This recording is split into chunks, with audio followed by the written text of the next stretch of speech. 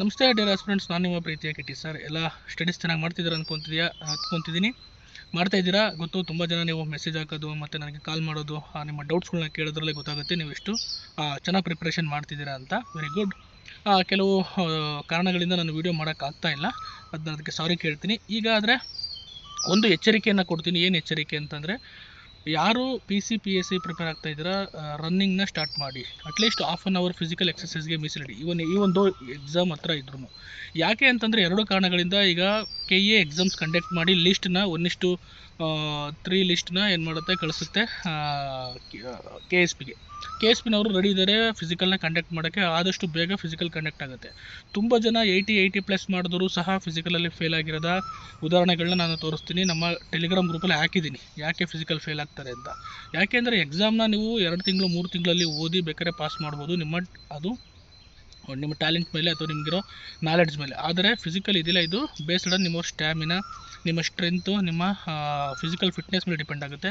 ತುಂಬ ವಿದ್ಯಾರ್ಥಿಗಳು 80+ ಮಾಡಿದರೂ ಸಹ ಫಿಸಿಕಲ್ ಫಿಟ್ನೆಸ್ ಇಲ್ದಲೇ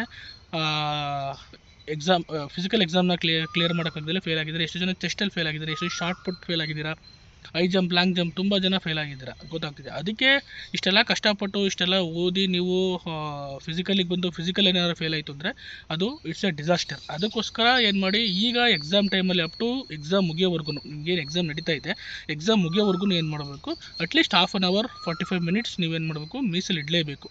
ಇಲ್ಲ ಅಂತಂದರೆ ತುಂಬ ಕಷ್ಟ ಆಗುತ್ತೆ ನಿಮ್ಮ ಫಿಸಿಕಲ್ನ ಎಕ್ಸಾಮ್ನ ಕ್ಲಿಯರ್ ಮಾಡೋಕ್ಕೆ. ಇನ್ನು KSRP ಆಗಿರ್ಬೋದು, ಎಲ್ಲನೂ 6.5 ನಿಮಿಷ ಕೊಡೋಕ್ಕಿರ್ಬೇಕು, 6.5 ನಿಮಿಷ ಕೊಡಬೇಕು. It's a very difficult job to clear physical. ಅರ್ಥ ಆಗ್ತಿದೆ. ಅದಕ್ಕೋಸ್ಕರ ನೀವೇನು ಮಾಡಿ, at least half an hour practice ಮಾಡಿ. ಎಕ್ಸಾಮ್ ಮುಗಿದ್ಮೇಲೆ ರಿಗರಸ್ ಆಗಿ ಎರಡು ಟೈಮ್ ಆದರೂ ಪ್ರಾಕ್ಟೀಸ್ ಮಾಡಬೇಕಾಗುತ್ತೆ. ನೀವು ಫಿಸಿಕಲ್ನ ಕ್ಲಿಯರ್ ಮಾಡಬೇಕು. ಯಾಕೆಂದರೆ 6.5 ನಿಮಿಷದಲ್ಲಿ 1400 ಮೀಟರ್ಸ್ ಓಡೋದು ಇಟ್ಸ್ ಎ ಚಾಲೆಂಜಿಂಗ್ ಜಾಬ್, ಗೊತ್ತಾಗ್ತಿದೆಯಾ. ಅದಕ್ಕೋಸ್ಕರ ಈಗಲಿಂದಲೇ ಪ್ರಾಕ್ಟೀಸ್ ಮಾಡ್ಕೊಳ್ಳಿ, ಗೊತ್ತಾಗ್ತಿದೆಯಾ. 1600 ಮೀಟರ್, ಸಾರಿ. ಅದೇ ರೀತಿ ಶಾರ್ಟ್ ಪುಟ್ಟು, ಲಾಂಗ್ ಜಂಪ್, ಹೈ ಜಂಪ್ನ ಪ್ರಾಕ್ಟೀಸ್ ಮಾಡ್ಕೊಳ್ಳಿ. ಇನ್ನು PSI ಓದ್ತಿರೋ ವಿದ್ಯಾರ್ಥಿಗಳಿಗೆ ನಾನು ಹೇಳೋ ಒಂದು ಸಜೆಷನ್ ಏನಂತಂದರೆ, ಈಗಲೇ ಸ್ಟಾರ್ಟ್ ಮಾಡ್ಕೊಳ್ಳಿ. ಯಾಕೆ ಅಂತಂದರೆ ಫಿಸಿಕಲ್ ಫಸ್ಟ್ ಇರುತ್ತೆ. ನೀವು ಫಿಸಿಕಲ್ ಪಾಸ್ ಆಗಲಿಲ್ಲ ಅಂತಂತಂದರೆ ಗ್ಯಾರಂಟಿ ನಿಮಗೆ ಎಕ್ಸಾಮ್ ಬರೆಯೋಕ್ಕೆ ಅವಕಾಶ ಸಿಗೋದೇ ಇಲ್ಲ. ಅರ್ಥ ಆಗ್ತಿದೆ. ಯಾಕೆಂದರೆ ಫಿಸಿಕಲ್ ಆದಮೇಲೆ ಎಕ್ಸಾಮ್ ಇರೋದ್ರಿಂದ ನಿಮಗೆ ಅದು ತುಂಬ ಡಿಫಿಕಲ್ಟು. ಮೊದಲೇ ನೀವು ಫಿಸಿಕಲಲ್ಲಿ ಅದು ಸಹ 7 ನಿಮಿಷ ಇರುತ್ತೆ. 7 ನಿಮಿಷ 1600 ಮೀಟರ್ಗಳನ್ನ ಕವರ್ ಮಾಡಬೇಕಾಗುತ್ತೆ. Shot put, long jump, high jump common ಆಗಿರುತ್ತೆ. ಹೆಣ್ಮಕ್ಳಿಗೆ 400 ಮೀಟರ್ ಇರುತ್ತೆ, 2 ನಿಮಿಷ ಇರುತ್ತೆ. ಆದ್ರೂ ಇದು ಎಷ್ಟೋ ಹೆಣ್ಮಕ್ಳು ಫೇಲ್ ಆಗ್ತಾರೆ. ಆಗಲಿ, ಅದರಿಂದ ಈಗಲಿಂದಲೇ ನೀವು ಹಾಫ್ ಆನ್ ಅವರ್ ಪ್ರತಿ ಡೇ ಹಾಫ್ ಆನ್ ಅವರ್ ಒಂದು ಫಿಸಿಕಲ್ ಎಕ್ಸಸೈಸ್ಗೆ ಮೀಸಲಿಟ್ಟರೆ ಖಂಡಿತ ನಿಮ್ಮ ಮುಂದೆ ಬರುವ ಪರೀಕ್ಷೆಗಳಿಗೆ ಸಿಕ್ಕಾಪಟ್ಟೆ ಹೆಲ್ಪ್ ಆಗುತ್ತೆ. ಇಲ್ಲ ಅಂತಂದರೆ ನೀವು ಆ ಎಕ್ಸಾಮ್ನ ಕ್ಲಿಯರ್ ಮಾಡೋಕ್ಕಾಗಲ್ಲ. ನೀವು PCಗಾದರೆ ಎಕ್ಸಾಮ್ ಬರೆದು ಫೇಲ್ ಆಗ್ತೀರಾ, PSI ಆಗಿದ್ರೆ ಎಕ್ಸಾಮ್ ಬರೆಯೋದಲ್ಲೇ ಫೇಲ್ ಆಗ್ತೀರಾ. ಅದಕ್ಕೋಸ್ಕರ ಇದನ್ನು ತಲೆಯಲ್ಲಿ ಇಟ್ಕೊಂಡು ಪ್ರಾಕ್ಟೀಸ್ ಮಾಡಿ. ನಾವು ಹೇಳಿದೆ, ಗುರುಕುಲ ಅಕಾಡೆಮಿಯಲ್ಲಿ ನಿಮಗೆ ಫ್ರೀಯಾಗಿ ಅದನ್ನು ಫಿಸಿಕಲ್ ಎಕ್ಸಸೈಸ್ ಮೆಂಟರ್ಶಿಪ್ ಮಾಡ್ತಾಯಿದ್ದಾರೆ. ನಾನು ವಾರಕ್ಕೊಂದ್ಸತಿ ಹೋಗ್ತಾ ಇದ್ದೀನಿ ಅಲ್ಲಿಗೆ. ಬೇಕಾದ್ರೆ ಬನ್ನಿ. ನಿಮಗೆಲ್ಲ ಫಿಸಿಕಲ್ ರಿಲೇಟೆಡ್ ಏನೋ ಪ್ರಾಬ್ಲಮ್ ಇತ್ತು ಅಂತಂದರೆ we will solve. Medical related ಸಹ ಪ್ರಾಬ್ಲಮ್ಸ್ ಇತ್ತು ಅಂದರೆ ನಾವು ಹೇಳ್ತೀವಿ ಯಾವ ಥರ. ಕೆಲವರು 4 ನೀಸ್ ಇರುತ್ತೆ, ಅದಿರುತ್ತೆ, ಇದಿರುತ್ತೆ ಅಂತ ಭಯ ಪಡ್ಕೊತಿರ್ತಾರೆ. ಡೋಂಟ್ ವರಿ, ಫಸ್ಟ್ ಎಕ್ಸಾಮ್ ಬರೀರಿ. ಮೆಡಿಕಲ್ ಬರಲಿ, ಆ ಮೆಡಿಕಲ್ ಎಕ್ಸಾಮ್ ಬಂದಾಗ ಅದನ್ನೆಲ್ಲ ನಾವು ಇದು ಮಾಡ್ಬೋದು. ಅರ್ಥ ಆಗ್ತಿದೆಯಾ. ಇದು ನಾನು ಹೇಳ್ಬೇಕಾಗಿದ್ದು ವಾರ್ನಿಂಗ್. ಆಮೇಲೆ ಇನ್ನೊಂದು, ಪೇಪರ್ 1 ಬಗ್ಗೆ ತುಂಬ ಜನ ವಿದ್ಯಾರ್ಥಿಗಳು ಪೇಪರ್ 1 ನೋಟಿಫಿಕೇಷನ್ ಆದಮೇಲೆ ನಾನು ಓದ್ತೀನಿ ಅಂತಾರೆ. ತುಂಬ ತಪ್ಪು. ನೋಟಿಫಿಕೇಷನ್ ಬಿಫೋರ್ ಪೇಪರ್ 1 ಕಂಪ್ಲೀಟ್ ಮುಗ್ದಿರಬೇಕು. ನಿಮ್ಮ practice, essay writing, translation, precis writing ಮುಗ್ದಿರಬೇಕು. ಅರ್ಥ ಆಗ್ತಿದೆಯಾ. ಅದು ಮುಗ್ದಿದ್ದಾಗ ಏನಾಗುತ್ತೆ, ನಿಮಗೆ ಪೇಪರ್ 2ಗೆ ಓದೋಕ್ಕೆ, ರಿವಿಷನ್ ಮಾಡೋಕ್ಕೆ ಟೈಮ್ ಬೇಕಾಗುತ್ತೆ. ತುಂಬ ಹುಡುಗರು ಏನು ಮಾಡ್ತಾರೆ, ಪೇಪರ್ 1 ಸ್ಟಾರ್ಟೇ ಮಾಡಿದ್ದಿಲ್ಲ, ಪೇಪರ್ 1 ಕಂಪ್ಲೀಟ್ ಮಾಡಿರೋದಿಲ್ಲ. ಈ ಥರ ಒಂದು ದ್ವಂದ್ವ ಸ್ಥಿತಿಲಿ ಇರ್ತಾರೆ. ಅದಕ್ಕೆ ನಾನು ಏನು ಸಜೆಷನ್ ಕೊಡ್ತೀನಿ ಅಂದರೆ, PSI ನೋಟಿಫಿಕೇಷನ್ ಆಗಿಲ್ಲ ಇನ್ನೂ. ನೋಟಿಫಿಕೇಷನ್ ಆಗೋಕ್ಕಿಂತ ಮುಂಚೆ ಏನು ಮಾಡಬೇಕು ನೀವು ಅಂತಂದರೆ, ಪೇಪರ್ 1 ಕಂಪ್ಲೀಟ್ ಮುಗಿದಿರಬೇಕು, ವಿತ್ ಪ್ರಾಕ್ಟೀಸ್ ಮುಗಿದಿರಬೇಕು. ನಾನು ಏನೇ ಕೊಟ್ಟರು 20 ಮಾರ್ಕ್ಸು 30 ಮಾರ್ಕ್ಸ್ ಪ್ರಬಂಧನ ಕಣ್ಣು ಮುಚ್ಕೊಂಡು ಬರಿತೀನಿ ಅನ್ನೋ ಒಂದು ಲೆವೆಲಿಗೆ ಇರಬೇಕು. ಟ್ರಾನ್ಸ್ಲೇಷನ್, ಪ್ರೆಸೆ ರೈಟಿಂಗು ಪರ್ಫೆಕ್ಟ್ ಆಗಿರಬೇಕು.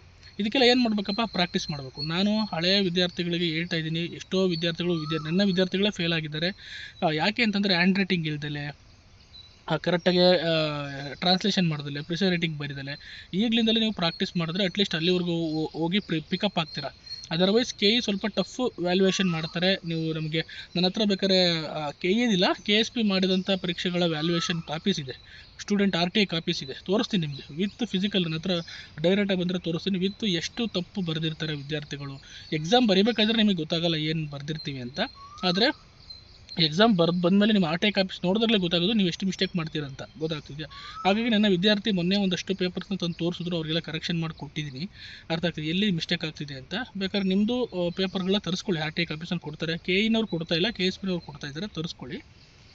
ಕರೆಕ್ಟಾಗಿ ಪ್ರಾಕ್ಟೀಸ್ ಮಾಡಿ, ಪ್ಲ್ಯಾನ್ ಮಾಡಿ ಎಕ್ಸಿಕ್ಯೂಟ್ ಮಾಡ್ಬೋದು. ನೀವು ಕರೆಕ್ಟಾಗಿ ಪ್ಲ್ಯಾನ್ ಮಾಡಿದ್ರೆ ಮಾತ್ರ ಎಕ್ಸಿಕ್ಯೂಟ್ ಆಗುತ್ತೆ. ವಿತೌಟ್ ಪ್ಲ್ಯಾನ್ ಕರೆಕ್ಟಾಗಿ ಹೋಗಲಿಲ್ಲ ಅಂತಂದರೆ ಫೇಲ್ ಆಗ್ತೀರಾ. ಇದೇ ಥರ ಆಗುತ್ತೆ. ಕಡಿಮೆ ಟೈಮ್ ಕೊಡಿದ್ರೆ ಆ ಕಡಿಮೆ ಟೈಮಲ್ಲಿ ಓದೋಕ್ಕಾಗಲ್ಲ. ಏನು ಓದಬೇಕು ಏನು ಬೇಕು ಗೊತ್ತಿಲ್ಲ. ಯೂಟ್ಯೂಬಲ್ಲಂತೂ ಎಲ್ಲರೂ ಈಗ ಮೋಟಿವೇಶನ್ ಗೈಡೆನ್ಸ್ ಕೊಡ್ತಾ ಇದ್ದಾರೆ, ಯಾವುದನ್ನು ಫಾಲೋ ಮಾಡಬೇಕು ಅಂತ ಗೊತ್ತಾಗಲ್ಲ. ನಾನು ಮೊದಲಿಂದಲೂ ಹೇಳ್ತಾ ಇದ್ದೀನಿ, ಒಬ್ಬರನ್ನ ಕರೆಕ್ಟಾಗಿ ಫಾಲೋ ಮಾಡಿ, ಒಬ್ಬರನ್ನ ಬಿಲೀವ್ ಮಾಡಿ, ಒಬ್ಬರನ್ನ ನೀವು ನಂಬಿಕೆ ಇಟ್ಟು ಅವ್ರನ್ನ ಓದಿ. ಅದು ಯಾರೇ ಇರ್ಬೋದು, ನಾನು ಅದನ್ನು ಮೊದಲಿಂದಲೂ ಹೇಳ್ತಾ ಇದ್ದೀನಿ.